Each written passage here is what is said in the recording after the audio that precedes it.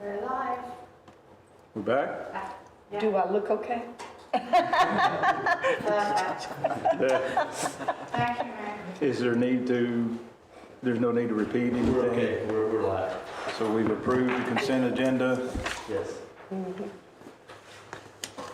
then Mayor, the interim city administrator requested that item number 3 of executive session be discussed in open session, so if the council wants to take that matter up now,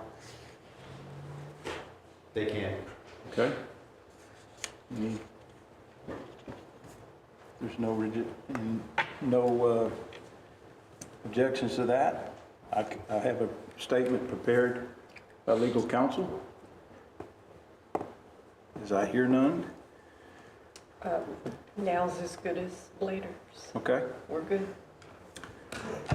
All right, this is to Byron Sanford, Mayor, from Johnson Petrov LLP, October 25th, 2022, regarding personnel matters of the interim city administrator. And here is their recommendation. Based on certain information, there are some concerns related to the current interim city administrator's job performance and work record. Therefore, it is in the best interest of the city to authorize Johnson Petrov to conduct an investigation and prepare a report with findings resulting from the investigation. In this case, it is appropriate to have a third party conduct the investigation rather than an individual or entity that is at City Hall on a day-to-day basis. That is their recommendation. And my recommendation is, as it always has been, that I want to do what is both legal and proper. And through dozens of phone calls and council sessions with Mr. Villarreal especially, this is what they're recommending, but council can do whatever they want to do. If there is a particular motion to carry through, we have the wording here suggested, or if not, you can do something else. Could you please read it one more time? Based on certain information, there are some concerns related to the current interim city administrator's job performance and work record. Therefore, it is in the best interest of the city to authorize Johnson Petrov to conduct an investigation and prepare a report with findings resulting from the investigation. In this case, it is appropriate to have a third party conduct the investigation rather than an individual or entity that is at the City Hall on a day-to-day basis. That's their recommendation. I would submit that concerns are valid when Mr. McCorkadale was not able to be here. However, council knows that this was something that was intended for the meeting prior. It just didn't happen. But with that said, Mr. Villarreal, there's no reason to suggest that the interim city administrator would not have full ability. And it's common sense that obviously he would be questioned in an investigation. Is that correct? Correct. Mr. Mayor? Mr. Mayor, Yes. if I may, I am hired as the City Secretary and Director of Administrative Services, which is part of my job duties to be Human Resources Official for the City of Montgomery. I've had a conversation with you, and you just made the statement that you were going to question Dave, Mr. McCorkadale. That did not happen. I have spoken to you on the phone and in writing that I feel HR was deliberately avoided. Therefore, I do not believe the process has taken the correct path. And your I want it objection? on record. That's fine, and I want it on record as well. You're completely wrong about that. I've been a city council member here for a year and a month, and for 5 months as a mayor. I have not only consulted with Dave on numerous occasions, but publicly I have voiced my displeasure repeatedly. The notion that I have not talked to Mr. McCorkadale is completely bogus and false and out of line in your presumption. With that said, specifically, when there's internal conflict, I'm neglecting my duties. I'm neglecting my duties if I ignore what I was told before very clearly. If I have reason to believe that something needs to be investigated, I go to the police chief. No, sir. That's what I was told.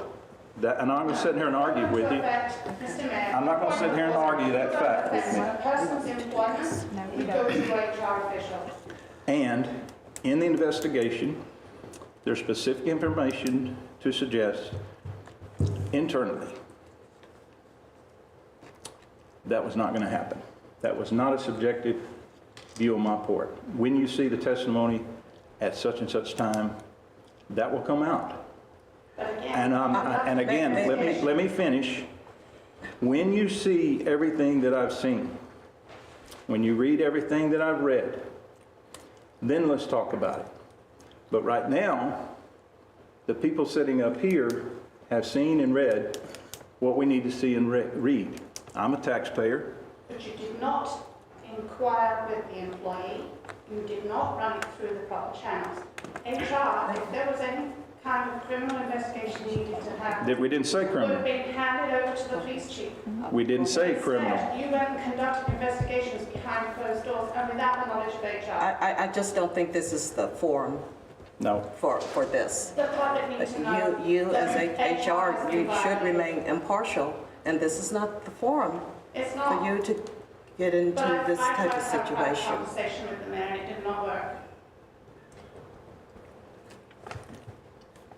I make a motion that we table this conversation. We have a motion to table. There's a second. I will Second. And second by Cheryl. Motion's debatable, amendable, and requires a majority vote. With the motion to table comes a date to table it. Next available time would be November 8th. So, do we need to restate that? No, I think it's sufficient, Mayor. Okay. All in favor of tabling this until the meeting of November the 8th, say yes. Yes? Yes. All opposed, say no. And the motion to table carries. Caleb, Yes. would it be back on executive session? Or would it be a line item on the agenda itself, As a since personnel, it's tabled? as a personnel matter, it would be under executive session unless that specific employee requested it be discussed in open session. Thank you, thank you.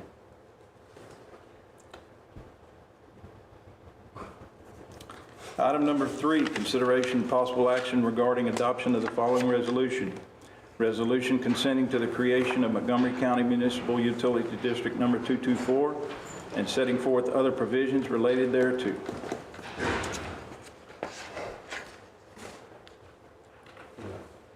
Yeah, I can hit this item real quick. So in accordance, council, with the development agreement in the Texas Local Government Code, the city is required to consent to the creation of the Montgomery County MUD 224.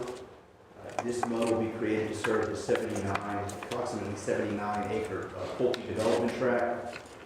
So rather than bore you with details, if you don't have any specific questions, we just need a motion to approve the resolution consenting to the creation of the MUD.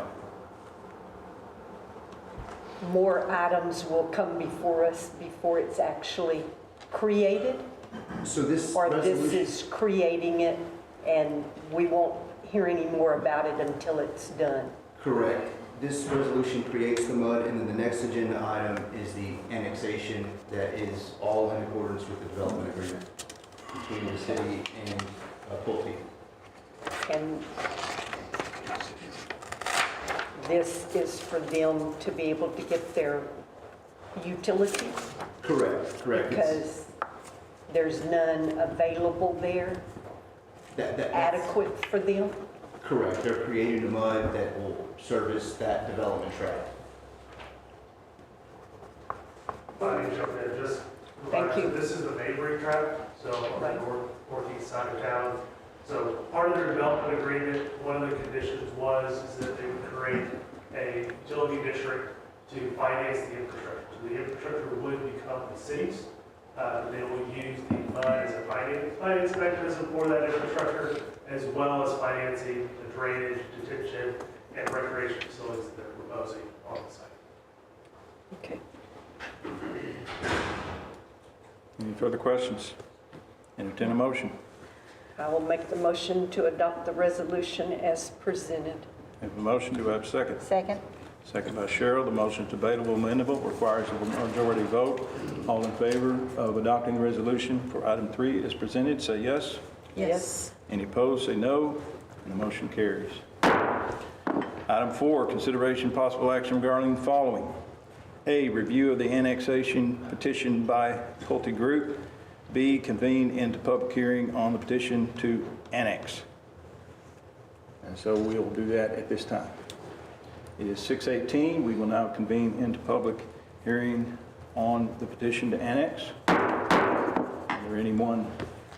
there anyone present who wishes to speak? And there are none. 6:18, we reconvene. Item 4C, ordinance of the City Council of the City of Montgomery, Texas to voluntarily annex by request of the property owner approximately 79.910 acres of land located in the Owen-Shannon Survey, abstract number 36, Montgomery County, conveyed to Pulte Homes of Texas LP, as recorded under clerk's file number 2022124616 of the official public records, Montgomery County, OPR-MC, into the incorporated municipal boundaries of the City of Montgomery, Texas, including the following finding of facts: effective date, repealer, severability, and proper notice and meeting. Okay, and that was it. So council, in accordance with the development agreement and the item that we just approved, council must approve the ordinance to annex the 79.910 acre Pulte development tract into the city. The Texas Local Government Code authorizes a type A city to annex areas adjacent to the municipality in accordance with certain procedures, which we are adhering to now. So if you don't have any further questions, we just need to approve the annexation ordinance, which effectively annexes this tract into the city limits. Pretty standard procedure. If there's no further questions, I'll entertain a motion. And this was advertised in the newspaper Yes, for this public hearing? Yes. Correct. Do people within 250 feet of this property get notified I don't. for an annexation? Not here because it's not a zoning change. This is an annexation, so the code does not require notice to be sent to adjacent property owners. They're annexed first and then they come under codes. Is that the same thing? There's no other, I mean, this is for the annexation, therefore Yes, this there's is no code yet until they come into our This jurisdiction. is strictly annexation. Right. And so we put it in the newspaper and we haven't heard from nobody commented on it. Okay.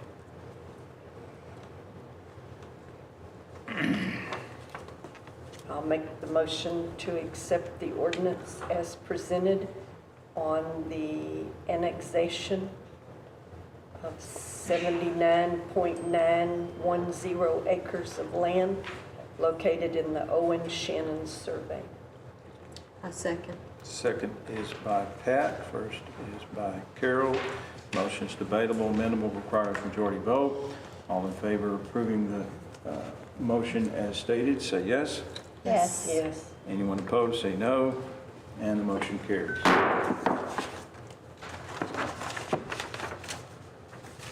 Item number 5, consideration and possible action regarding the following. A, review of the annexation petition by HCR Ventures Limited.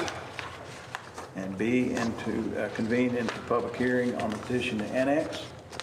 At 6:21, we're now in public hearing. Anyone wish to speak on this item? If there are none, it is 6:22, and we are back in session. Item 5C, an ordinance of the City Council of the City of Montgomery, Texas, to voluntarily annex by request of the property owner approximately 33.012 area tract of land situated on the John is that John, correct? John Corner survey, abstract number 8, Montgomery County, Texas, being all of that certain called 33.014 acre tract described in instrument to Blackline Properties LLC, Stewart Series, recorded in clerk's file number 20141211541 of the official public records of Montgomery County, Texas, OPRMCT. Said tract being formerly known as Stewart Creek Farms, Section 1, replat, as shown on the map or plat recorded in Cabinet Z, Sheet 1 of the map records of Montgomery County, Texas, MRMCT. Said map or plat declared as canceled, and the land within the boundaries of said map or plat having been reestablished as an acreage tract by instrument recorded in clerk's file number 2008027757 OPRMCT into the incorporated municipal boundaries of the city of Montgomery, Texas, including the following: findings of facts, effective date, repealer, severability, and proper notice and meeting. Yes, council, it's the same type of arrangement as the previous item. So in accordance with the development agreement that was approved last month between the city and Commonwealth Ventures Limited Partnership, council must approve this ordinance to annex the 33.012 acre tract into city limits. If you have any questions, we can take those up now. If not, we just need a motion to approve the annexation ordinance. And this was also advertised in the newspaper Yes, it was. for this annexation? Correct. And no comments were given? Yeah.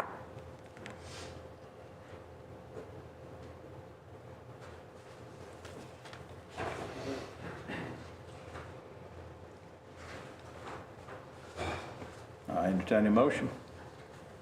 I'll make a motion to approve the ordinance for the annexation of 33.012 acre tract of land situated in the John Corners survey. Do we have a second? I second it. Motion is by Carol, second by Cheryl. This motion is debatable, amendable, requires majority vote. All in favor of approving the ordinance as presented for item 5, say yes. Yes. Yes. Any opposed, say no, and that motion carries. Item number 6, consideration and possible action on an ordinance of the City Council of the City of Montgomery, Texas, consenting to the creation of Montgomery County Municipal Utility District number 179 in Montgomery County, Texas, and establishing conditions applicable to the creation of the district. Yes, council, so this ordinance provides the city's consent to create MUD, or Montgomery County MUD 179, exactly what we did with item number 3. This is comprised of a 56.67 acre tract of land that's already in city limits. Just some background here, I believe in 2019, the city approved a resolution whereby the city agreed to support certain legislation to create the MUD. And that was approved at a later date, and I believe now the developer is ready to move forward with the election here for the MUD. So they're actually needing our consent to officially create the MUD, and that's why it's on the agenda tonight. And they are working through details with the utility agreement with our engineer that should be done in a couple of weeks. And once the utility agreement is in place, you'll notice that certain limitations and restrictions that I included in the ordinance will be lifted. And those limitations and restrictions are in place to protect the city. Essentially, those limitations have to do with making the MUD ineffective if the utility agreement does not go through for whatever reason, which is highly unlikely. Have any questions, you can ask Chris or myself. If not, we just need a motion to consent to the creation of Montgomery County MUD 179. Where is this located?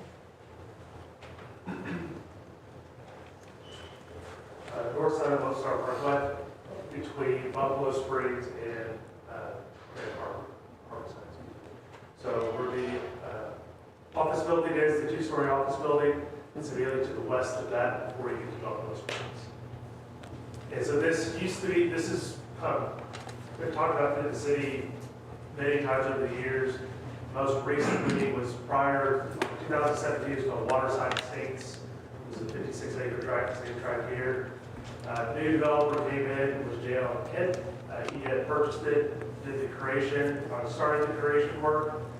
He has since sold it. So this is the Summerwind feasibility study that we presented at the last meeting. Okay. This is that same tract. So they're just now Okay. finishing that process that was started back in 2019. All right. Thank you.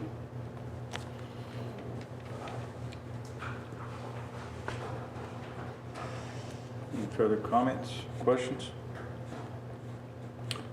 All right, entertain a motion to approve item 6.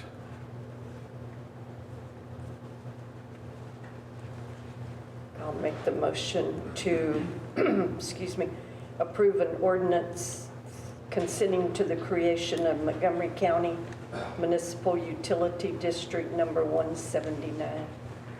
Any motion, do I have a second? Second. Who was that? Was that Cheryl? Yes. Second by Cheryl. Motion's debatable, amendable, requires majority vote. All in favor of approving the recommendation to approve the ordinance of item 6, say yes. Yes. Yes. Anyone opposed, say no. And the motion carries as stated. Item 7, consideration and possible action on an ordinance by the City Council of the City of Montgomery, Texas, altering the prima facie speed limits established for vehicles under the provisions of 545.356 Texas Transportation Code upon the basis of an engineering and traffic investigation upon certain streets and highways of parts thereof within the corporate limits of the City of Montgomery as set out in this ordinance, and providing a penalty of a fine not to exceed $200 for violation of this ordinance, providing a repealing clause and a Texas Open Meetings Act clause, and providing an effective date after publication. Good evening, Mayor and Council. If you'll remember, a few meetings ago, we talked about this. We said we spoke with TxDOT, that they had already taken care of this and would be done with the Wi-Fi. Well, it is done. What this is, it's a speed limit that we noticed going westbound.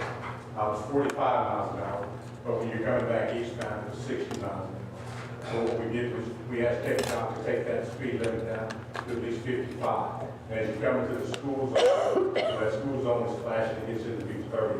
Because the 60 was a little bit too fast.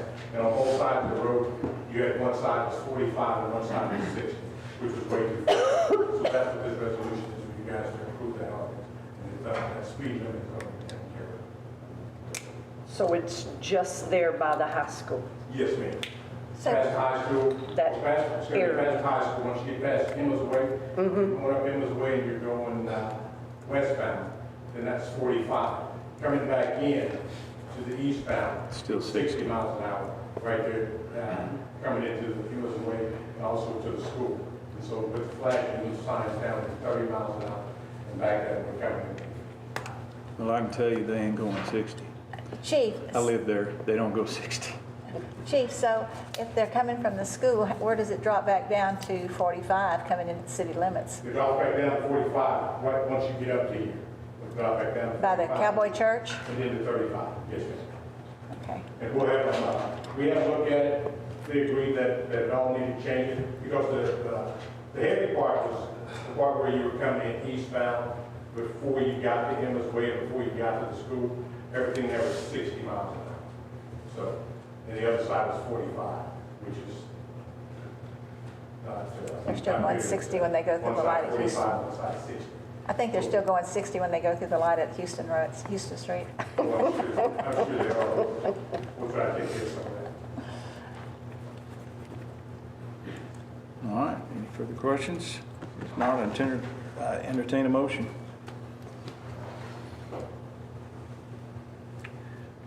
I move move that we approve the ordinance to reduce the speed as is written. I'll That's second. fine. Motion by Pat, second by Carol. Motion's debatable, amendable, requires majority vote. All in favor of approving the ordinance as presented for item 7, say yes. Yes. Anyone opposed, say no. No. And the ordinance does, the ordinance does pass as presented. All right, item number 8, consideration and possible action on authorizing the city engineer to begin work on the flagship Boulevard Storm Sewer and Pavement Replacement Project. All right, good evening, everyone. We're going to pull up the presentation we put together just to kind of describe what's going on. It's the same version that was in your packet. We did have a little bit more detail that we could show you. Well, it's getting pulled up. So this all started with the known issues with the sinkholes that were forming along the flagship, especially right around the storm sewer. So it was dug up a few years ago. A few months ago, dug up, investigated, and before a repair was made, we wanted to look at, more of a system-wide look to see, to make sure we're not putting a Band-Aid on a larger fix that needs to be done. So what we found is all that line was televised, that you'll see here in just a second, all the storm sewer along the flagship. And there's a handful of sections that are needing immediate repair and replacement, and then some sections that we propose to postpone until next fiscal year, just to stay within budget of what we had, or close to budget, for the work. Now, one of the main drivers of the cost is the proximity to the road. So the pipe sits, especially as it gets closer to 149, partially underneath the pavement, which in order to replace it, means you have to rip up and replace the pavement. So that's what a big driving factor is in the cost of this project. Works. If it doesn't, our copies, it will just have to, which works just as well. 87%. Will the street be closed at any time? One lane will. So there'll be a traffic control plan put together, there'll be one lane closure, and we'll have flaggers to get around traffic while traffic is closed.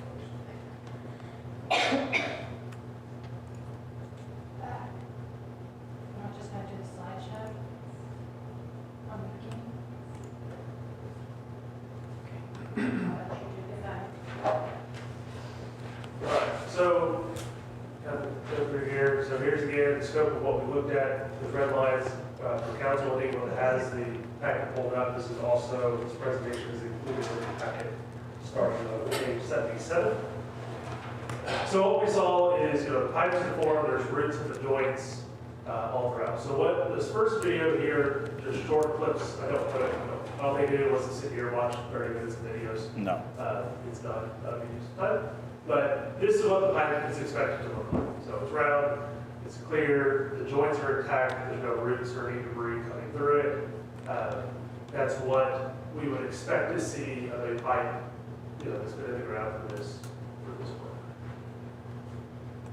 So what we found is this in a couple of these sections. So once the camera turns here in a second, it's no longer round, the pipe is collapsed and broken in some cases with roots and other material coming through, kind of all throughout a couple sections of the pipe. So here's one, and then here's just some still shots again showing the same thing. So these locations are where those sinkholes are, so right behind the strip center where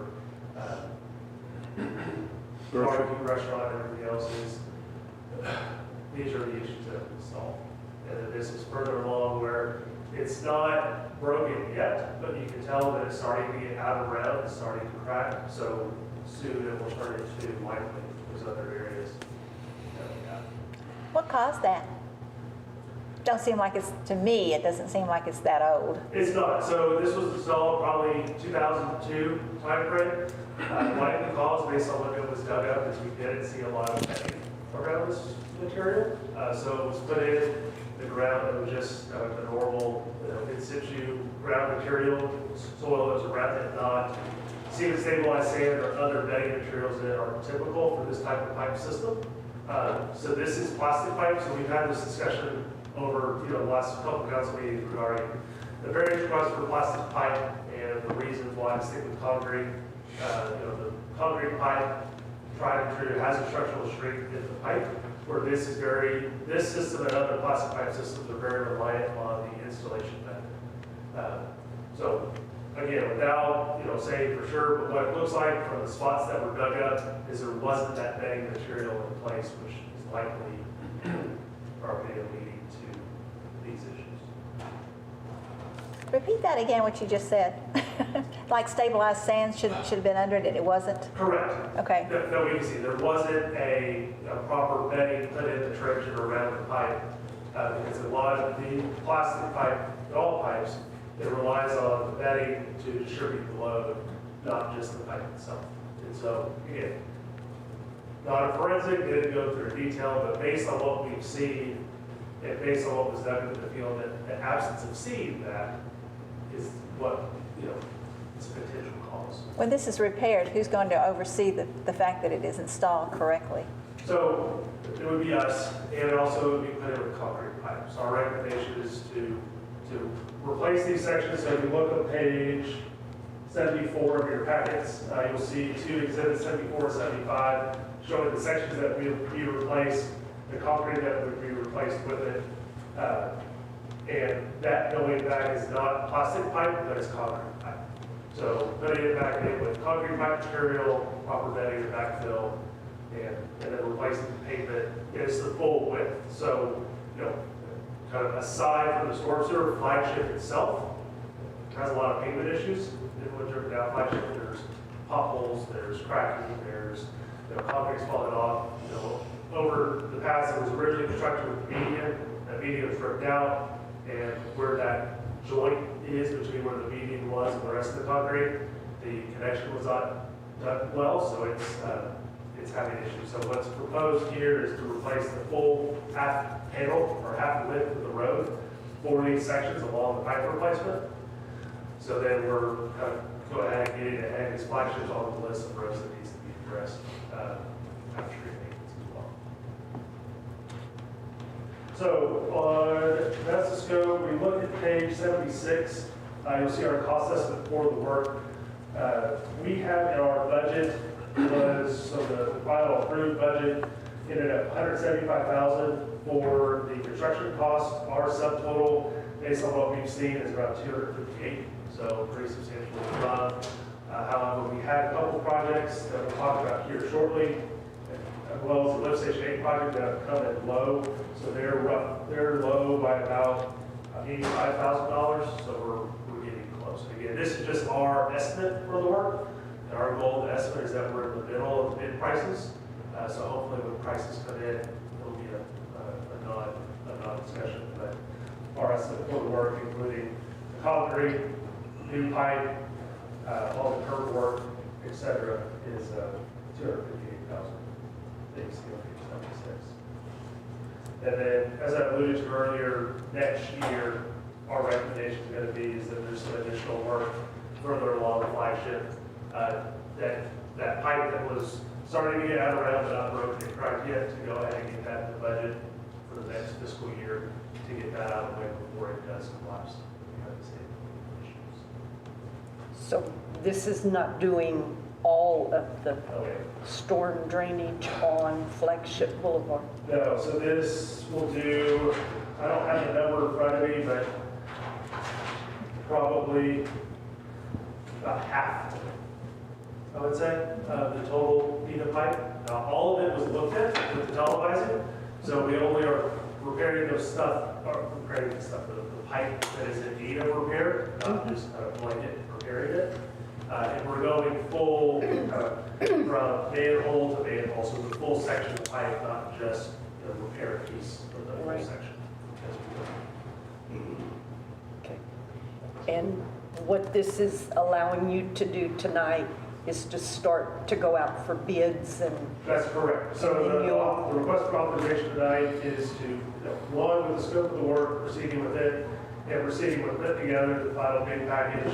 The traffic control plan, as you mentioned, we have to put together that, because this is a heavily used street, so that it's coordinated correctly, and get it out to bid and get contracts, or get prices back. Those prices will come back to you, authorize the award of the contract, and then proceed with construction after that. all right. So there's, Likely timeline is you wouldn't see construction until the first part of next year, by the time we get bids back Okay. and contracts, et cetera. all right. And so as of this estimate, we do not have that money in the budget. We did, That so I'm in our looking at budget, well, right not now. that full amount, so in your budget, you have budgeted 35,000 for the engineering work and 175,000 for the pipe replacement work. So your city engineering that we have on here is 36, you're right on budget. Mhm. And then the actual construction work is at 258 versus 175. But we think that with a couple of these projects coming in low, that's freed up a Right. little bit of wiggle room in the budget, as well as if needed, street fund. So there's a lot of, if you look at that cost estimate, one of the major line items is pavement, which is 108,000 of that number. We have 250,000 in the street repairs budget. Obviously, we don't want to use all of that. We want to try to get it all in the budget that we have, but if needed, there's some currently unallocated street repair money that could be used. But you will come back to us with a figure that is probably in the budget. Yes, so, Okay. the goal is we'll bid it out, come back with the bid prices, and then once we see those bid prices, and we're out a couple months down the line, see how some of these other projects that come in, from that standpoint, we can have that discussion, continue that Okay. discussion. So with this motion tonight, it is not approving it at this, That's correct. The only thing the motion tonight is to go ahead with putting together the bid package, it's advertising for bids for this scope of work. That will then come back to you to decide, do we go forward with all of it? Where do we need to move in the budget if we need to? okay, thank you. Any further questions? Entertain a motion. So you don't really want a motion that says to begin work, you want a motion to say that it's going to be put out See, for bid? that confused me Yeah. with Right, it saying I would, begin work, which I understand you need the authority to begin your work. correct, it's authorized. But to me, design. it was, we're fixing to work on this street and there's too much Correct, traffic. that is, so the authorization is Okay. authorize the city engineer to prepare the bid package and I'll advertise the bids for the project. It'll then come back as separate authorization to actually award a construction contract to proceed with the work. We'll just, if staff would please participate in helping to clarify that in the recommendation box, that would be appreciated. So I can make a motion that says that we approve the action of the city engineers to prepare a bid package on the flagship Boulevard Storms and Sewer and pavement replacement. Does that work? She did say bids, didn't you? Huh? Didn't you say bids? Yes, bid. She Prepare a said, bid package. I said prepare a bid package. Does it need to say anything else? Is Does that- Is that going to cover it? Okay, Catherine, does that work? Okay. I'll second that motion. We have a motion and a second. The motion's debatable, amendable, requires majority vote. All in favor of approving the recommendation as read, say yes. Yes? Anyone opposed, say no. And item number 8 passes as stated. Item 9, consideration possible action on awarding the downtown sanitary sewer rehabilitation project. All right, good evening. This is starting on page 86 of your packets. So as you recall, the downtown, this kind of to get ahead of the downtown improvements project, we looked at 2 different public works infrastructure projects to get out 3 different, to get ahead of that. One was the sanitary sewer rehabilitation, second one was water line replacement, and the third one was the drain discussion. So we have received bids for the sanitary sewer rehab project. So starting on page 87 of your packet, you'll see a recommendation award from us, followed by the bid tabulation sheet behind it.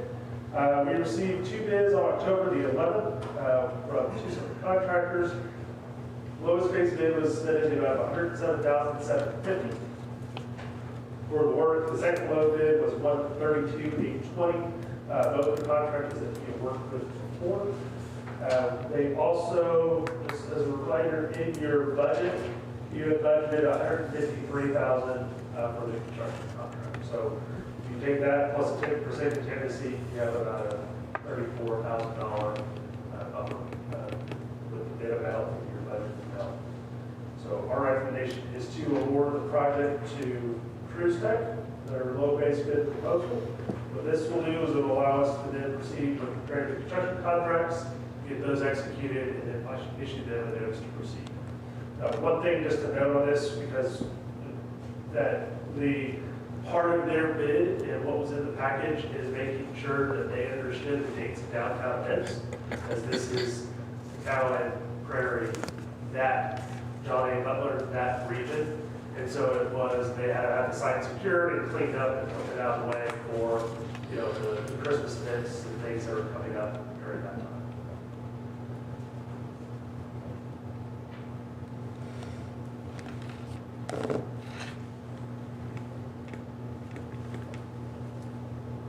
The next item that's on the agenda, we're going to discuss it a little bit more. Correct. Okay. So the next item on the agenda is More of the work everything outside of that.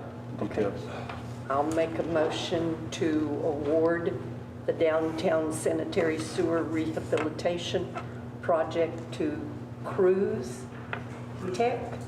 Is that right? My computer kind of left me all of a sudden. Do we need the amount? Did you read the amount? Do you need the amount? 107? There's no 100? alternates, but you can say it's fine. Did I say it or not? I didn't hear you. $107,000. $107,750. Okay. Add that to the motion. Yes, sir.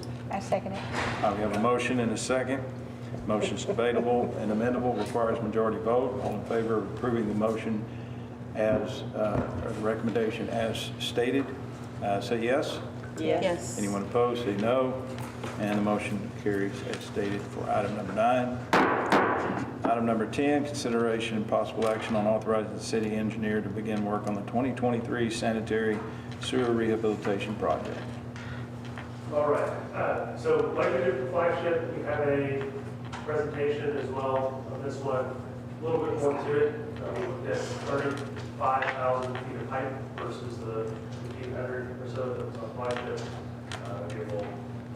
The point of this one, I'm going to show you what the condition of the system is and why we're ultimately recommending these repairs that we have.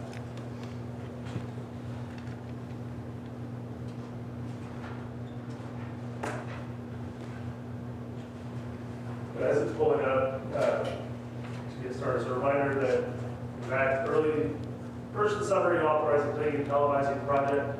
Have the contractor go out and televise these pipes. So what that process entails is they will go and they use a jet, they clean the lines, and they follow a camera, and so they televise and document all the issues of pipe, whether it be cracking or joint issues or connection issues all throughout the pipe.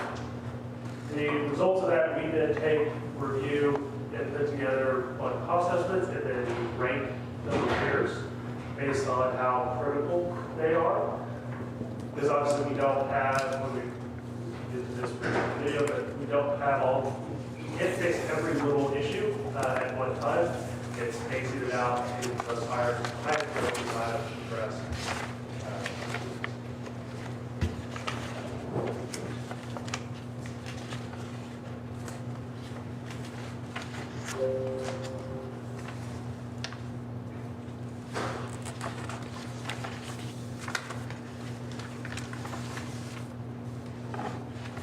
this was done all over town or just in certain areas? It wasn't citywide, but where it looked was mainly focused everything downtown,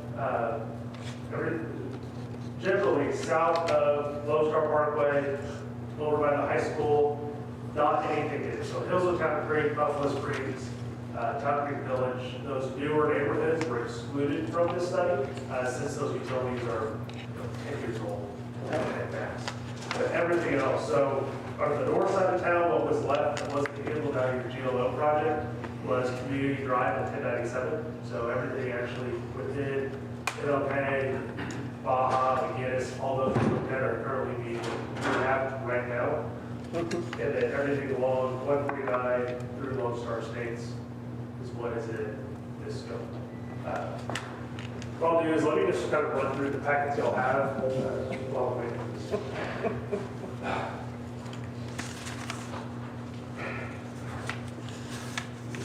this. So how many years ago did we do this? Do you remember, do you know? You wouldn't I remember. do not recall, so there has been repair work done in the past, and there's been spot lining. But I do not know what a kind of full system-wide look was. I don't have any record of it. I been know a from, you know, long time. when I got involved in the city, starting in 2014, it's been talked about, but this was finally the first kind of step in getting into that. All right, so again, kind of what we just talked about, 30,000 feet we looked at. Probably issues which we'll go over. We'll show you what a good pipe should look like, and then what we actually found. So here is an example of what a good acceptable pipe is. This is also a newer line, so it's not the same pipe material as we see in some of the others that you'll look at. But it's clean, there's no roots. When they look at the joints, there's no openings or cracks. So it's what we would want to see in a sewer pipe. So this is what we found in parts of your system. So at joints, you have roots that come through. Those cause catching the back of the root. This is a surface lead, so whenever you have someone connecting to your sewer system, which that's the purpose of the sewer system, is for people to connect to it, depending on how that connection is made, or just over time that lead can settle or it was installed such that it goes too far into the pipe like these. And the main issue with this is one, how is the seal of the connection? So is that leading to, which we can see in a lot of them, is leading to water and other things getting on the outside of the pipe, as well as in both of these examples, if you have higher flows or solids running through the pipe, they have a tendency to get hung up on these and lead to potential salvage. Or roots and debris, grease that gets built up just by what enters the system, which is why you have a grease trap program. So you're trying to catch and protect your system from, and your system was really good. There wasn't a lot of grease issues from what we looked at. And then you get into your cracks and your broken pipes. So you can see at the top of one of those pictures, there's a chunk of the pipe missing, right where Captain's pointing. And then the other one, the pipe is supposed to be round, that's a clay pipe. And there's roots coming through it, cracks in the pipe. More of those. Here's a quick short video of what.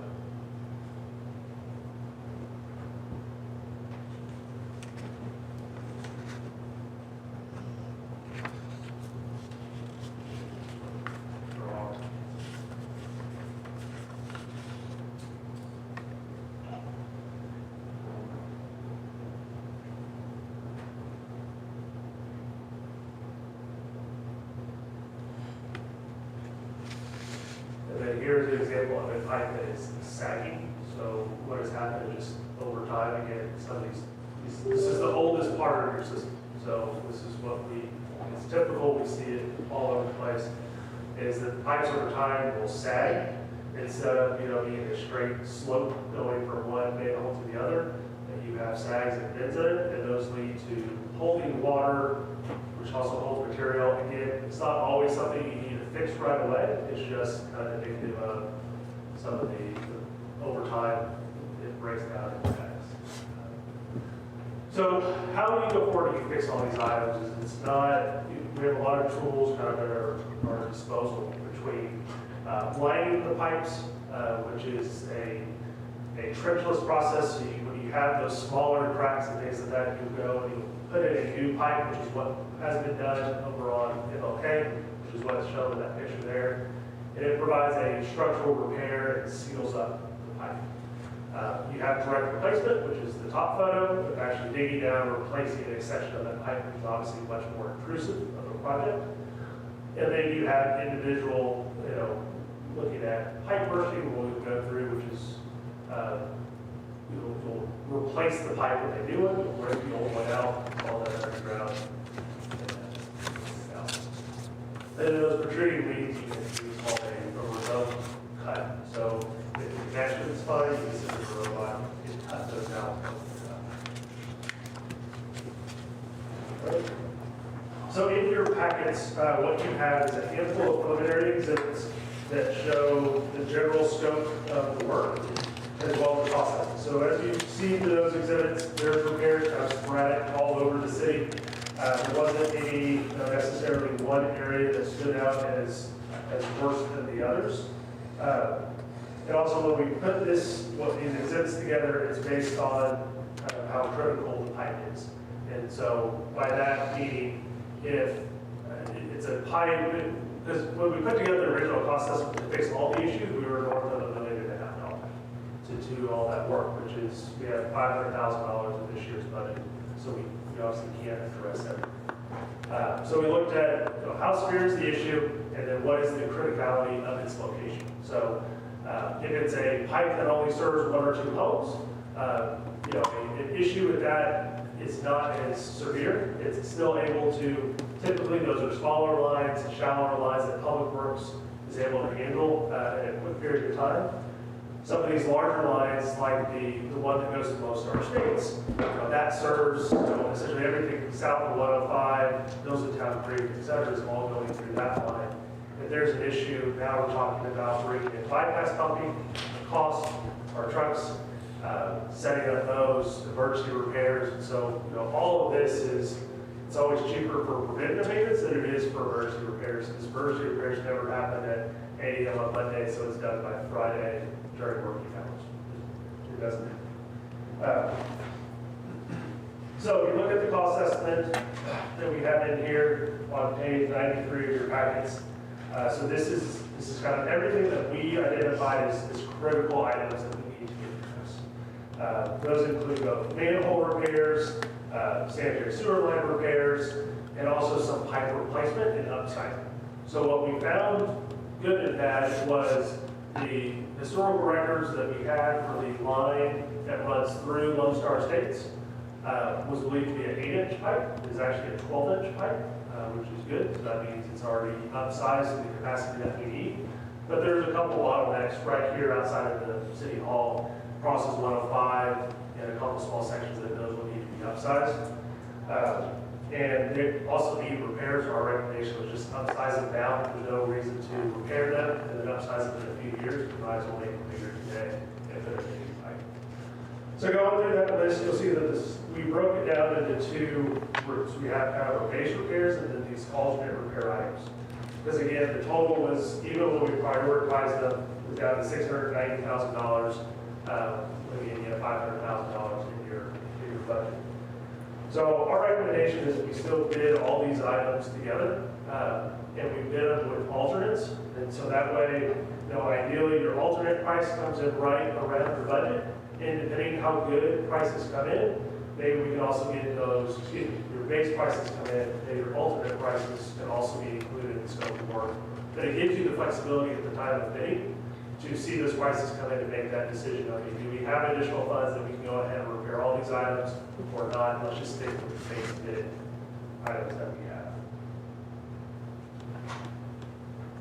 So that's a lot of information. Do you want to have any questions for me? Did I hear you say that 1097 and Community Center Road was included in the initial analysis? It was. So first, the project that's wrapping up today handle everything on Martin Luther King, McGinnis, and Baja. All that work to be completed. Some of those pictures were from that project. This project did look at the lines that were not done as part of that project, and there are a handful of repairs in that area that need to be made. And that's shown on page 95. So it's mainly on 1097 and on 149 over those issues. And the immediate, we need to do these in this first round of repairs. Showed up. So there were no issues on community? No, that was actually, from what I recall, Okay. at least it wasn't in the top priority listing. I don't remember every video, but Okay. it wasn't in the immediate, just something today.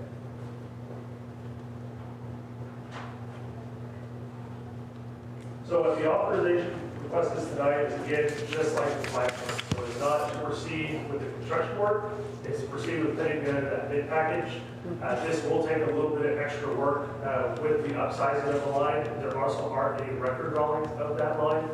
There's additional costs for survey and putting together new plan and profile drawings and obtaining text dot approval for those. So we're crossing 105 and there's no record drawings that exist for that line. So that is all within this cost estimate on these proposals. So the request is authorized to begin preparing those documents and obtaining approvals and obtaining bids for the project. And again, same thing would be first March, February, March of next year, come back to pricing from contractors from public bids, and then make a decision at that time based on do we do the base and the alternate, depending on how prices come in and how also some of your other projects come in on the budget.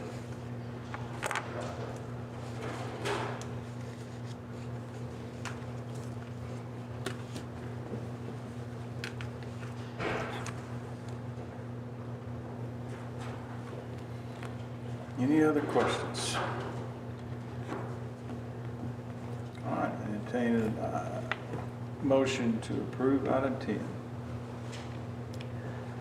I move that we authorize the city engineers to begin work on 2023 sanitary sewer rehabilitation project. Do we have a second? Second. Second by Cheryl. Motion is debatable, amendable, requires majority vote. All in favor of approving item 10 as read, say yes. Yes. Anyone opposed, say no. And the motion carries as stated to approve item number 10.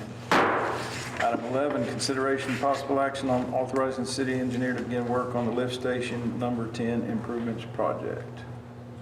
All right, almost last item. Part of the Pulte development that we discussed with the 224 creation and then their consent for annexation, part of the development agreement is to fund the improvements to lift station number 10, which is the lift station on the south side of the Buffalo Springs Bridge, to increase its capacity to be able to handle the flows coming from there. So that is a project funded by the developer. It runs through the city. So just like some of the Redbird projects, we authorize the work. Pulte will put up, per the development agreement, the cost for that project, for the design work and the bidding. Once the bids come in, they'll put up the cost for construction. They'll proceed with construction, and then there'll be a true up at the end of those costs. So what is included in the project is essentially pumps and the force main replacement, and I apologize I don't have an exhibit in here, but it's to increase the capacity, and then the force main that heads south of Buffalo Springs and then east on Lone Star Parkway is also undersized when we do this, so they'll be to upsize that force main as well as upsize the lift station itself. One thing I'll note with this is, so the current agreement is that Pulte funds all of it. With the summer wind development, as Caleb mentioned, the utility agreement, they will also likely utilize this same lift station and the capacity needed in this lift station. So there's a potential for cost sharing, and that would be something that we've discussed in concept with Pulte, that we discussed in concept with them. It's just at this point, Pulte wants to proceed forward with the project, and when that development gets going, if there's a cost sharing later down the road, it'll be scalable at that time. But again, with Pulte here today, or to develop, they don't want to wait for a potential future when this is needed in order to serve their contract. Any questions? I entertain a motion. Make the motion to authorize the city engineers to begin work on the lift station number 10 improvement project. Do I have a second? Second. Second by Cheryl. This motion's debatable, amendable, requires majority vote. All in favor of approving item number 11 as presented, say yes. Yes. Anyone opposed, say no. And item 11 carries. Item number 12, consideration and possible action on the canceling of November 22nd and December 27th regular meetings. This is something we've done in the past, so. I've been informed that historically, you do cancel the November and December meetings, one of each. And it's recommended that November 22nd and December 27th are the two meetings that you would cancel. I certainly would recommend we do this, I make the but I motion. can't make a motion. I make the motion that we cancel the November 22nd and December 27th regular meeting for city council. I second.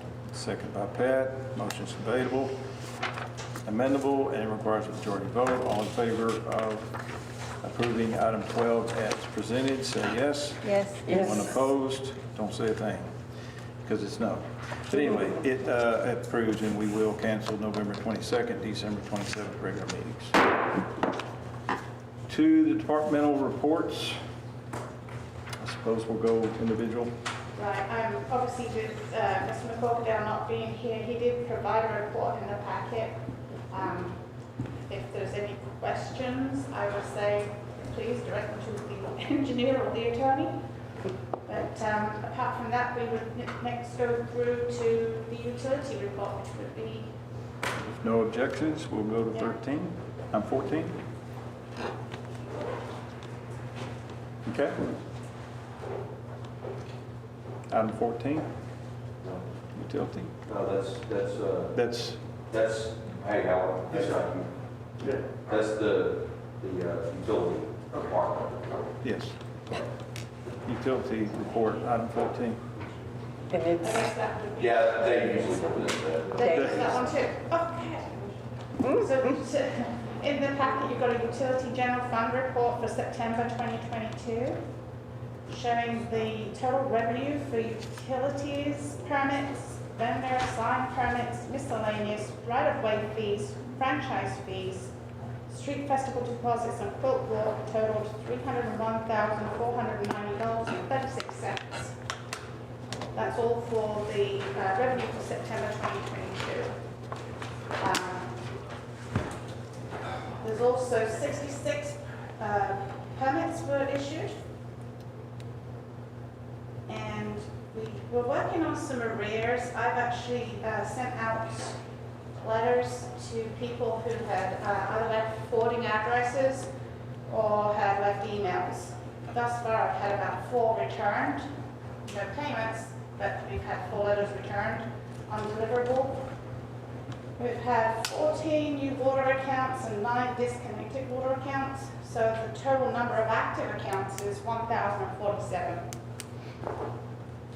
And then he has given you some pretty graphs about city account water usage and bar charts on the back with about consumptions. Okay, any questions? Item number 15, sales tax report. Good evening, Mayor and Council. Good evening. Direct your attention to the sales and use tax report for October 2022. We have the public version of it, so you won't be able to see the actual allocations until they release the confidential version of that and have the actual specific allocations of each business entity. All right, so looking past the cover page, found 6,031 active tax paying accounts on the confidentiality report. And for the month of October, 2,341, which brings your average to 2,219, and it's a 13% increase over your October 2021.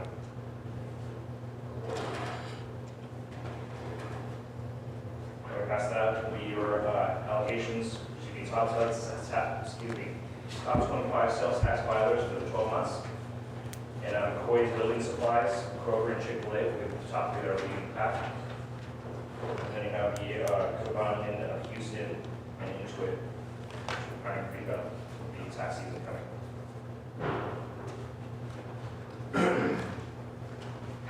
The page after that will be your October sales tax filers. McCoy's, Chewy, and Chick-fil-A are the top three. And you have Moody's and AutoZone at the bottom.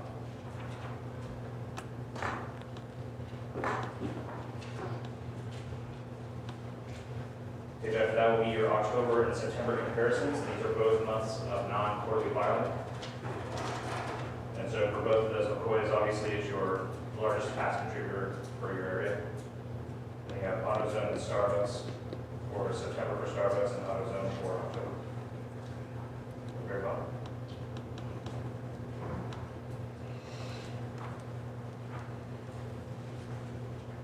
The page after that will be your October's allocations of $364,692.50, a 33% increase over October of 2021 to $274,762.64. And you're in your new fiscal year for the comptroller for 223, and so it's $364,692.50. Your budget being $4,866,600.16, and your 7% budget. And so at the very bottom will be your calendar year allocations, $3,908,121.80. And that brings your average up to $390,812.18, which is substantially bigger than your October 2021 median allocation of $339,256.57.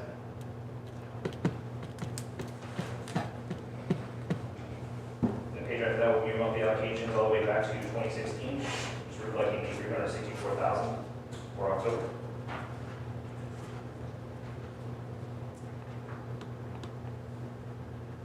And the page after that will be your previous year by month variance. And for 2022, you guys are doing great. Everything's almost double digits every month for your increase. And so the new developments, the new, we brought a couple of new sales taxes and entities online as well. I also am researching Ricky Grace and then a couple of the salons. There's also 2 retail centers that I know have sales tax permits that are operating for Magnolia rather than the city of Montgomery. And I've been working with the comptroller trying to get those back online to where you are receiving the sales tax for that. Thank you for So that. I'm waiting for that. Thank you for that. The page after that will be your yearly allocations. And so for your fiscal year 2022, it was $4,648,109.80, a 21% increase over 2021.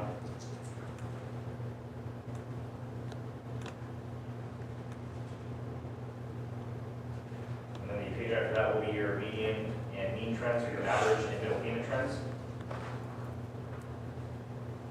So it's just a nice little fun and rise. This week, your business entity breakdown, 269 businesses so far, 159 are filing sales tax, 28 service only, 50 non-taxable, which are your school districts, medical facilities, police facilities, 10 occupied storages, and 30 vacancies. In the next few weeks, I'll be coming back out to the city to redrive the city and then resubmit any discrepancies that I find back to the comptroller. And then the first meeting in December, I'll be back to report on any findings that I have as well. The page after that will be your NAICS codes, which is the just a breakdown of what each code means for each business entity. So Very good. we report anything else. Do you have any questions, concerns, anything you want me to look at in particular when I'm out in your city in the next few weeks?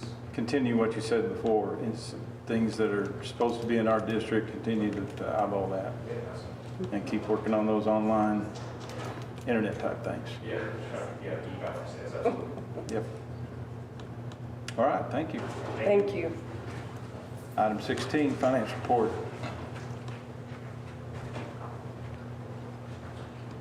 All right, good evening, Mayor and Council. Just go over your finance report for the fiscal year, Turning to page 2, we have your account balances. You have just a sliver under 6 months reserved in your general fund, just over 2 years in your MEDC, and just over a year in your utility fund. I do want to point out that some of the totals coming when I present the report for October's information from the December 13th meeting, you'll see that a lot of that money has been moved to the taxable accounts. I do recall hearing some inquiry in terms of trying to move some of those funds into there. I do want to leave at least a conservative balance, just in case there's something that comes up in the checking accounts. But for the most part, I am moving the bulk of funds into the taxable accounts, seeing that it continues to rise and the interest rate continues to rise.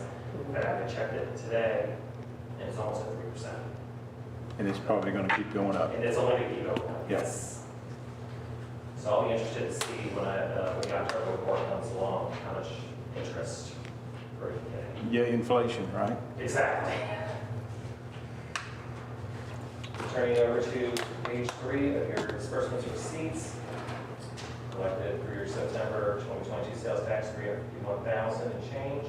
I do want to point out that your second portion of the ARPA funds did come in, had come in the week I was gone, but it did come in, and we did transfer that money over to the taxable account that was designated just for that account. So come the October information, you will see that that amount has increased.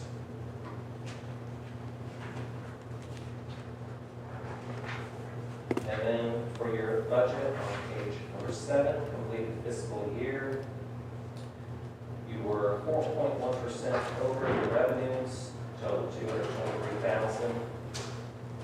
For your expenditures, you were over 2.9%, $160,000, but you did net just a little over $63,000 for the fiscal year.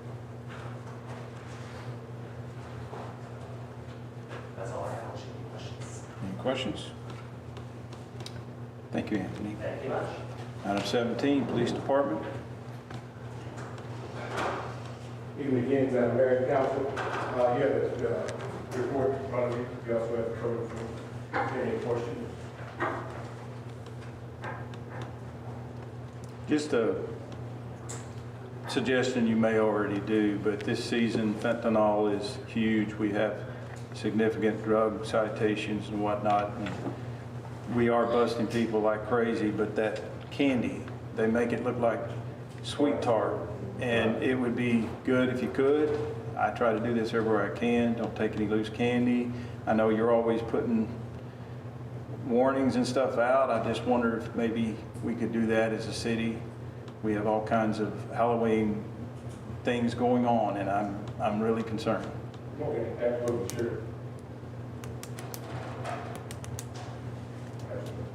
Any other questions? All right, thank you, Chief. Item number 18, Municipal Court Report.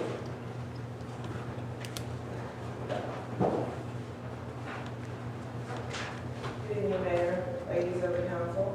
You have the court report in front of you. For the collections for September 2022, it was 85 citations, and the revenue was $24,334.09. For the fiscal year, for 21 through 2022, the total collections were $337,223.88 for the court report. Any questions? Have you hired a new person yet, Kim? Yes, ma'am. You have? Okay. She'll be starting on Monday. All right. Thank you.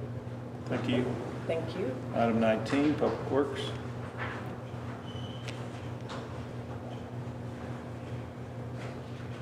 Good evening, Mayor and Council. You have the report in front of you. Be happy to answer any questions you have on the report itself.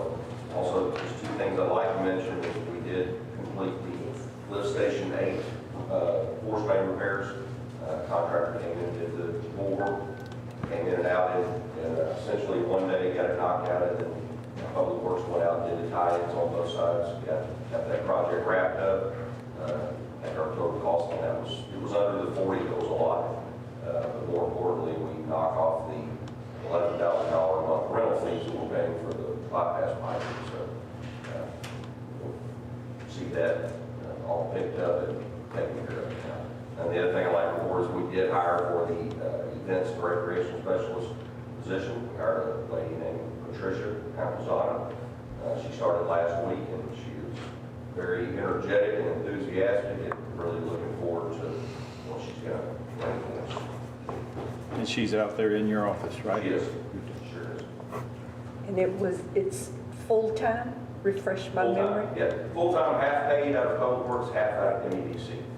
Okay. When I texted you that leak on Klepper, I understand it was a booger to fix. It was. It's the 2-inch line that feeds, that goes, that runs parallel with Klepper, turns just on the other side of our property that we own, and all it feeds is the Masonic Lodge meter. It was done, my guess is it was done back in the day when that was a dead-end road, and there was no other way to get water over there. But you guys got it knocked out, taken care of it. Appreciate that timely response as always. Absolutely. Any other questions? Thank you, Mike. All right, thank you. Item number 20, utility operators report.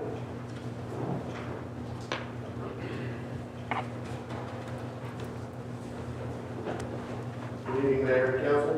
Howard Wilhite with Nation Innovation, and tonight I have Jacob Williams, also with Nation Innovation. On our report, you'll see that Water Plant 3 had a high-level hydrostatic tank. We did some adjustments out there to take care of that issue. Our Water Plant 3 booster pump, we did have a failure on that, but we're working on that right now.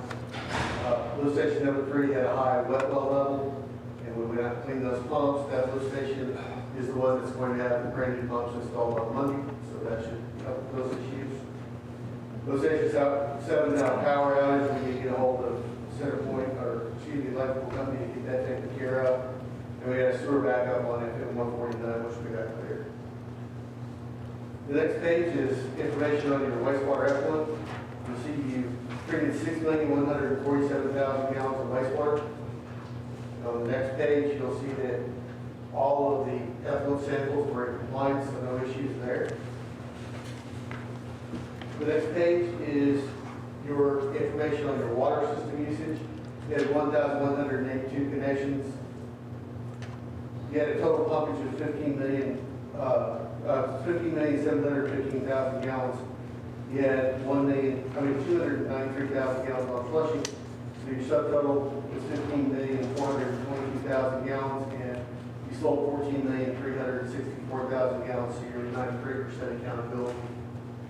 The next couple of pages are just historical information, and that's all I have unless anyone has any questions. Anybody? Thank you, sir. Appreciate you.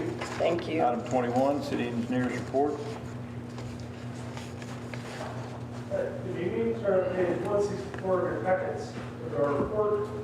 Water plant number 3 improvements project. I understand we're just waiting on the grass to grow. That was the last couch presentation that we're going to be done with the specialist. Item 2, your generator project for water plant number 3. They're, as a reminder, they're doing all the work they can without the equipment. So generators are on back order and have been, so this contract was signed in May. So we're still just waiting on equipment that they've done, pad, foundation work, and the conduit work to get ready for it when it arrives. Moving on to the second page of our report, the NLK sanitary sewer rehab project and ditch regrading project, received pay estimate number 3, about $161,766. As of that pay estimate, which was the end of August, they're about 68% complete. As of today, they've completed pretty much all the majority of the work. They are going back and reworking the concrete ditches that they put on Logan Guinness. They were not put in at proper grade, so they are ripping those out and restarting. The rest of the work is pretty well complete. Item 3, we've talked about the clean televising. That was the presentation earlier. Your Club for Sidewalks project, we have the final inspection scheduled for this Friday, so those are wrapping up. Your 15-year infrastructure plan, now that we have the clean televising done and the phase 1 rehab, update the phase 2 and get that item wrapped up and back to you. Moving on to page 3, contains the list of the ongoing projects. So the project related to the Redbird Meadows development, the water line, and the sports main along Old Plantersville, those are both ongoing. McCowan Street water line replacement, we finally did receive the survey back for the completed survey of that area. So we're now able to proceed with design, so we expect to have that wrapped up probably middle of next month, or by your December, by we going out and getting bids. Not to have bids at your December meeting, but around that time as well. Same with the downtown master plan, that was waiting on the same survey, so that is now wrapping that one up, proceeding. The downtown sewer rehab, we talked about earlier at this meeting, and the lift station number 8 repairs is what Mike just mentioned regarding the completion. So that project came in well under overall budget we had in the approved budget for this fiscal year. All right, the next section is all about development. So the next council meeting, we'll have the Meadow Ridge feasibility study to present. That's the one on Lone Star Parkway, west of 149.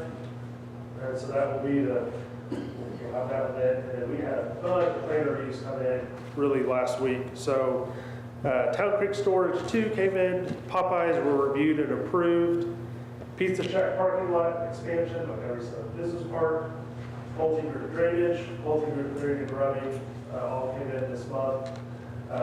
On Pulte, Montgomery Bid is going to be the name of that development, so we'll start referring to it as that. In the future, we did approve their clearing and rubbing plan today, and so they expect to probably start mid-November on clearing that site. So you'll see action over there. Plat reviews, again, are listed. Again, a slew of plats. Also, we're starting receiving the first preliminary plats for the Redbird Meadows development. Sections 1, 2, and 3, those constitute phase 1. So for their development agreement, they have 3 phases. They're breaking those phases into smaller sections. Can you remind me where the Montgomery Brewing minor plat is? That is the north side of Lone Star Parkway. That's what I thought. Just west, it's outside the city limits. It's the only one we have out there in that area. Correct. And a lot of, if the Montgomery Ridge development goes forward, that name right, Meadow Ridge development goes forward, that will change, that will now go the utilities in front of that track, because y'all remember the brewing, as we had discussed months ago, it wasn't feasible to extend the utilities to them for that small development, and so it was decided that they could proceed, develop as a out of the city, the UTJ development, and now these utilities get extended for Montgomery Meadow Ridge. That'll eventually change that. To be determined on it. The rest of the items are listed. Ongoing activities, so tech stop projects are all still going slowly but surely. We did attend the Highway Safety Improvement Program information call earlier in the month to look at potential funding opportunities for city projects. So we'll be working with staff to come up with a list of projects that can be applicable to apply for. The other items are listed. One thing I wanted to add, and I will include it on my next report, is the Lone Star Parkway improvements at the bridge. So this is the county project that the city entered into a local agreement or interlocal agreement with for funding those repairs. I will add that to the next report, have an update for you, but I know that they were getting close to completing that bid package. And that is all I have. This may be for including Mike as well. I'm literally getting a text down the street of ridiculous utility bill again. So I'm just trying to get this straight, because we've tried to address it. None of those meters will ever, am I right, Mike? They will never overread. Right. Yeah. And so it just happenstance that this still may occur, but if they're concerned about a leak, what should they do first? So Check with us first, or? they're always welcome to call us. I would always recommend them call us. We're Okay. free call. So Okay. if they call us, we can at least look at their account online Okay. and give them some guidance. It may be something that they have a leak on that they end up needing to call a plumber on. Okay. But I would never recommend to a resident to call a plumber first and pay that money and then find out Right. there's no leak. Give us an opportunity to help them out and look at it over the phone. 'Cause we've I will done say it. that almost always a, quote, ridiculously high water bill. Is the sprinkler. Water bills are directly related to the water consumption, so. And that's what we try to That's tell why them, they're but, usually high, because the amount of water has gone up, yeah, so. okay. But we can help them with that, we can help them we had one here 2 to 3 weeks ago where the lady swore that she was not watering but one time a day, and we went out and found what we figured we were going to. She had program A, B, and C. Program A was 1 day a week, but she had program B running that she didn't even know about. There was another 4 days a week. I may be wrong on the amount of days, but it was the reason. It's because it was watering way more than what she thought it was. Right. And we've got those irrigation controllers pretty figured out. We've seen enough of them that we know how to look at them and make sure that they're programmed to what the customer wants. And we won't make a recommendation on what they should be programmed at, because we don't want to be responsible for overwatering or underwatering. But if they tell us we want all the stations to run 3 days a week, 15 minutes, we will make sure that that's exactly what they're set at, with no hidden program. Cha-ching. Okay. That's a lot of money, 3 days a week. Chris, Yeah. I think there is a text dot, and I may be wrong with that, the text dot meeting on November the 10th at the high school. Yes. Do you have that on your calendar, or is it something that, I will You look. checked I would into? assume that that's probably that, you remember that as an access management project? yes, I think Access it's, management from Grimes County. right, yeah. And so we've been discussing that with TxDOT and exchanging emails on preliminary plans. So it's a 3-phase project starting at the county line and working back here. So the first Yes. phase of that is supposed to let in July of 23. Okay. On that end, and Okay. the city, portion within the city is phase 3, that they didn't have it. Okay. But, So y'all won't be at that. I know Carol and I are for sure going to be at the one on the We 10th. should see some charts or, well, and we can send Something you what we shouldn't have, because we? they've sent us all the plans, at least for the stretch within the city, as what we've been going back and forth on is, there's potential widenings and sidewalks, I believe, Yes. and Right. potential need for utility relocation because of that. So we're trying to get that scope defined of what those utilities that may or may not be relocated are, so we can okay. be up there. So we can send you what we have, and we'll take a look and you want to. So if you did that, would that meeting on the 10th maybe be an opportunity to bring up a concern of a fast-growing church with terrible problems making a request for some sort of a turn lane? If there's going to be expansion and work in that area right in front of the Cowboy Church, could that be a place where we plant a seed to say, if you're doing that, would you consider with that width somehow allowing, because they're like 4 services, Sundays it backs up big time, and also when they meet Mondays. Sunday evening. And then any of the cattle, special programs, there's just no place to turn. And a lot of them coming back this way from the west, they merge over and traffic goes. But what about coming out of town, because it backs up all the way into town? And I think, I don't know if I'm trying to find that now, but I can't remember what their scope is, but that would be the forum. So we could bring that up? Public comment Right. on the plans Yeah. to listen to comments that anyone has, and the more support for Okay. a turn lane or other improvements that are Will. part of that scope, that would be the time to Okay. place the voices, because we are on record. And between now and then, we'll sit down and plan. I think we have a council meeting. On the On the 8th, 8th, Byron, where is that meeting So that at? would be, And no later, we can. Montgomery provide High. information. Huh? Montgomery High, that would be 6 o'clock? great. Is what I have. 7. We got an email. I thought it was 6 o'clock. There's a virtual one before that, but it's at 5 o'clock. Oh, at 5, okay. Yes. I thought it was November the early, the 10th. email said. Like 5 to 7:30 or so. Okay. Any others? Thank you. I make a motion to approve all the departmental reports as presented. I second that. Motion and a second. Motion's debatable, amendable, requires majority vote. All in favor of approving departmental reports, items 13 through 21, say yes. Yes. Anyone opposed, say no. And we will approve the departmental reports, items 13 through 21. Executive session, adjourn into closed session in compliance with section 551.001 ETSEQ Texas Government Code, to wit, item 1, section 551.071, consultation with attorney. Item 2, section 551.071, personnel matters, selection of finalists for the city administrator position. And it is 7:37, and we are adjourned into executive session. Sir, when did you say the next council meeting is? November 8th. Isn't that election day and when you have a meeting that night? It is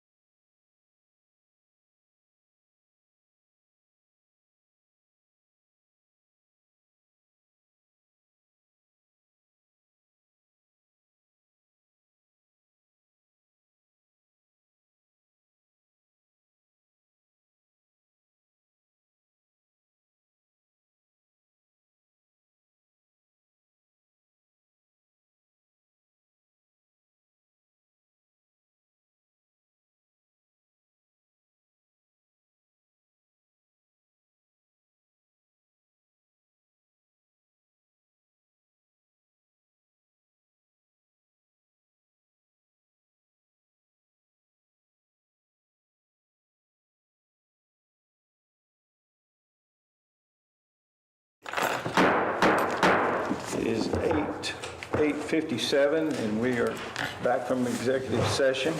Do we have any recommendations?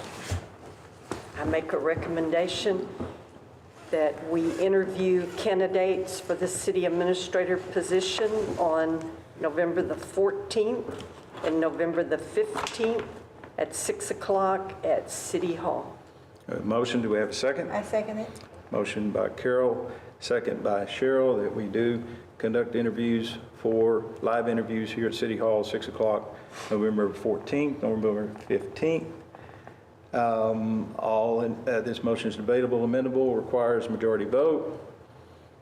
All in favor of calling those 2 evenings for live interviews for finalists for city administrator, say yes. Yes. Anyone opposed, say no. And we will comply with said interviews, November 14th and 15th. Council inquiry. Okay, I have a few. The city council and mayor, now for 2 years, I've had the chance to gather data regarding festivals. I have had oral pushbacks and written demands, actually, for us to revisit the practice of putting fences up in particular. We've tried through MEDC and special events to appease all owners. Yes, we agree it's difficult to please everyone. With that said, our downtown historic brick and mortar businesses, they struggle. They struggle already to keep up with corporate. I have watched them toil in labor, change their hours. I've watched them have to raise their prices. I've watched them labor to try to find good labor for $15 an hour that they command these days. And we as a city, this is my strong position, MEDC and mayor, do not ever, I will not recommend that we hinder the progress of our downtown brick and mortar businesses anymore. That is my stern position. I will not waver from that. Doesn't make any sense to me.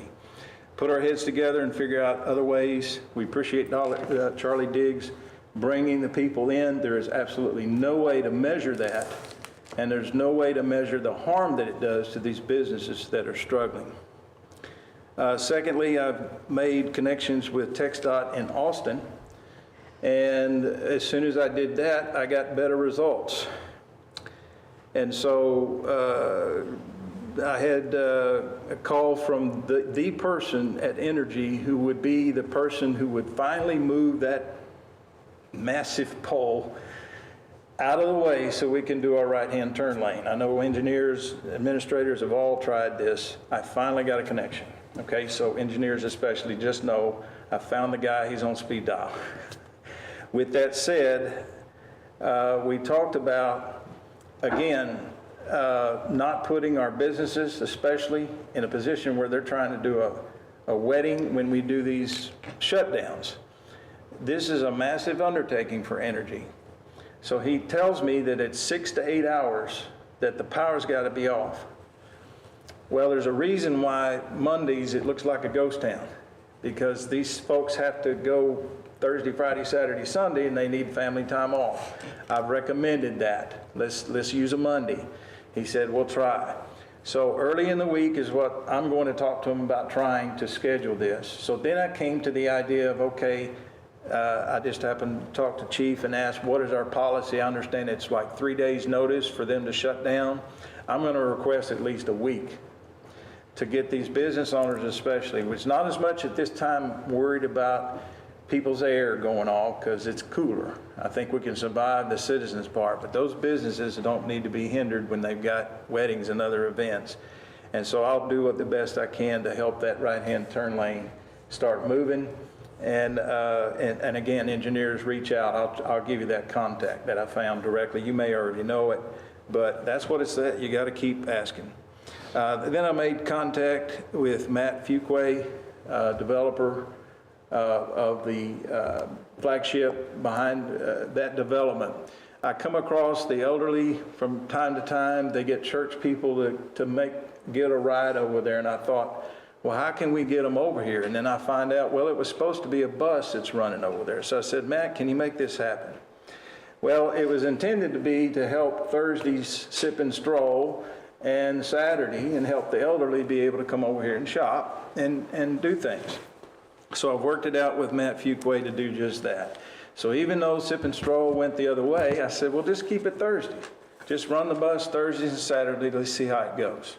And so I'll continue to monitor that to help get folks over here across that dangerous highway. There doesn't seem to be any other way to do that.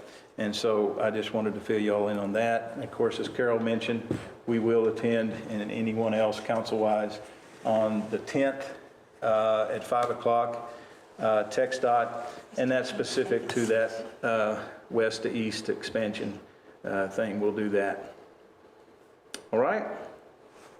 Entertain a motion to dismiss. I make a motion to adjourn the meeting. Okay. Second. And we have a second. All in favor say yes. Yes. And it's 9:02 and we are dismissed.